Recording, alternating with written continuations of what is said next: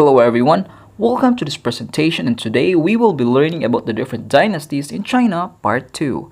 But if you haven't watched the part 1 of this presentation, please click the link below in the description box. Let's start.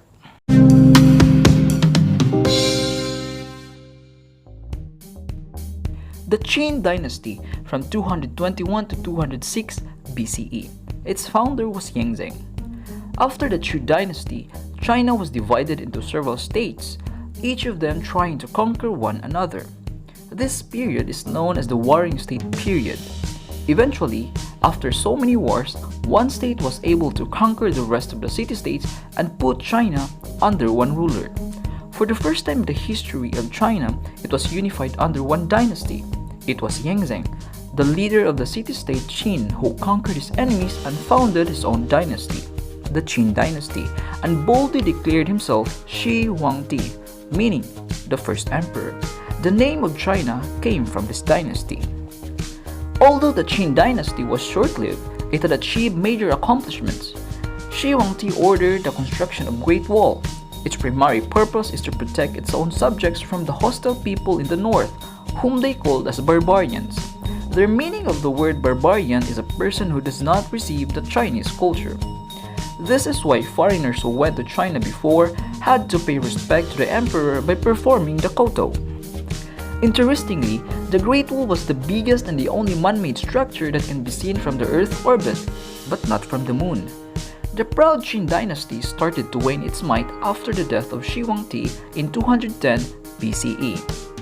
When his tomb was discovered, it was guarded by 8,000 human-sized terracotta.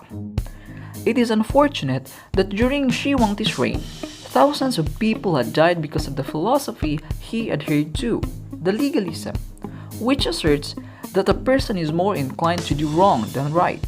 Thus, Shi Huangdi imposed strict and harsh laws and punishments, including death, and if you get lucky, you will be sent to the Great Wall as a worker.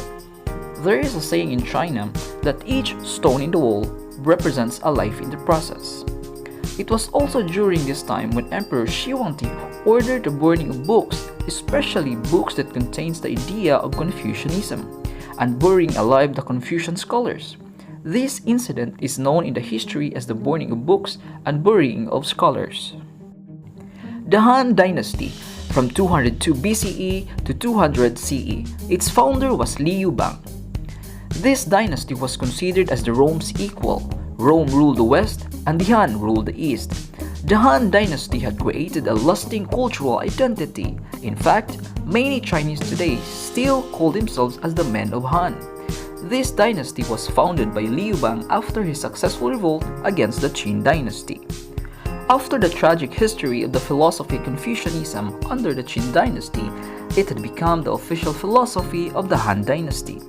The Silk Road was also established that connected Asia to the rest of the world.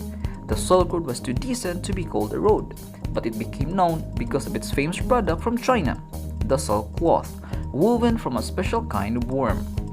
Paper was invented, and official records began to be written. The invention of paper regarded as one of China's legacy. China's famous historian Sima Qian wrote the ancient historical records for the first time.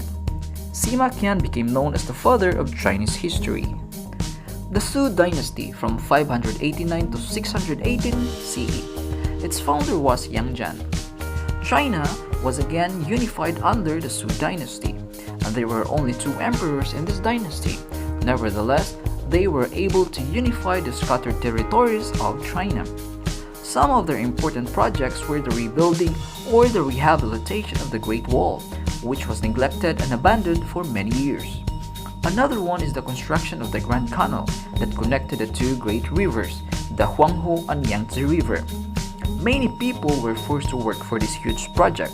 Consequently, it led to a successful revolt overthrowing the Sui Dynasty. That's it for today. Thank you for watching.